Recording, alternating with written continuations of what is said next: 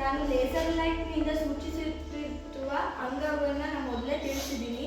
ಇದು ಉಚ್ಚ ಅಭಿಧಮನಿ. ಇದು ಹೃದಯದ ಮೇಲ್ಭಾಗದ ವಿವಿಧ ಅಂಗಗಳಿಂದ ಕಾರ್ಬನ್ ಡೈಆಕ್ಸೈಡ್ ಯುಕ್ತ ರಕ್ತವನ್ನು ಬಲವೃತ್ಕರಣಕ್ಕೆ ತಂದುಕೊಡುತ್ತದೆ.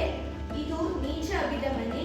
ಇದು ಹೃದಯದ ಕೆಳಭಾಗದ ಅಂಗಾಂಗಗಳಿಂದ ಕಾರ್ಬನ್ ಡೈಆಕ್ಸೈಡ್ ಯುಕ್ತ ರಕ್ತವನ್ನು ಬಲವೃತ್ಕರಣಕ್ಕೆ ತಂದುಕೊಡುತ್ತದೆ.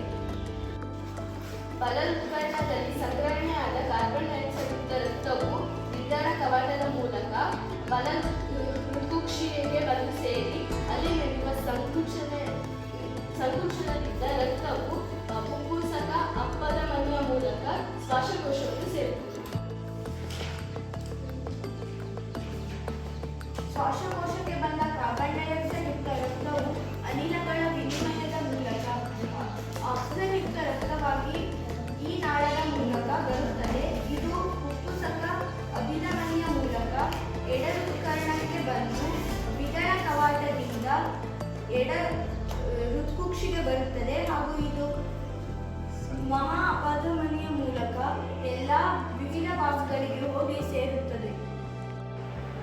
ಈಗ ಮಾನವನ ಹೃದಯದ ಕಾರ್ಯಗಳನ್ನು ಚಟುವಟಿಕೆಯ ಮೂಲಕ ತಿಳಿದುಕೊಳ್ಳೋಣ.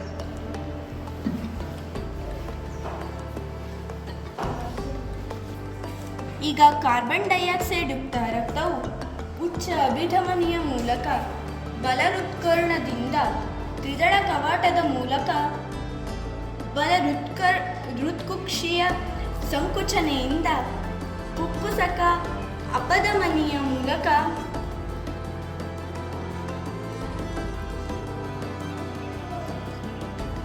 ಶ್ವಾಸಕೋಶಕ್ಕೆ ಬಂದು ತಲುಪಿದೆ. ಈಗ ಶ್ವಾಸಕೋಶಕ್ಕೆ ಬಂದ ಕಾರ್ಬನ್ ಡೈಆಕ್ಸೈಡ್ ಯುಕ್ತ ರಕ್ತವು ಅನಿಲಗಳ ವಿನಿಮಯದ ಮೂಲಕ ಆಕ್ಸಿಜನ್ ಯುಕ್ತ ರಕ್ತವಾಗಿ ಪುಪ್ಪುಸಕ ಅಭಿಧಮನಿಯ ಮೂಲಕ ಎಡ ಹೃತ್ಕರ್ಣಕ್ಕೆ ಬಂದು ಸೇರಿ ದ್ವಿದಳ ಕವಾಟದ ಮೂಲಕ ಎಡ ಹೃತ್ಕುಕ್ಷಿಯ ಸಂಕುಚನೆಯಿಂದ ಮಹಾ ಅಪಧಮನಿಯ ಮೂಲಕ ದೇಹದ ಎಲ್ಲಾ ಭಾಗಗಳಿಗೆ ರಕ್ತವು ಸಾಗಿಸಲ್ಪಡುತ್ತದೆ.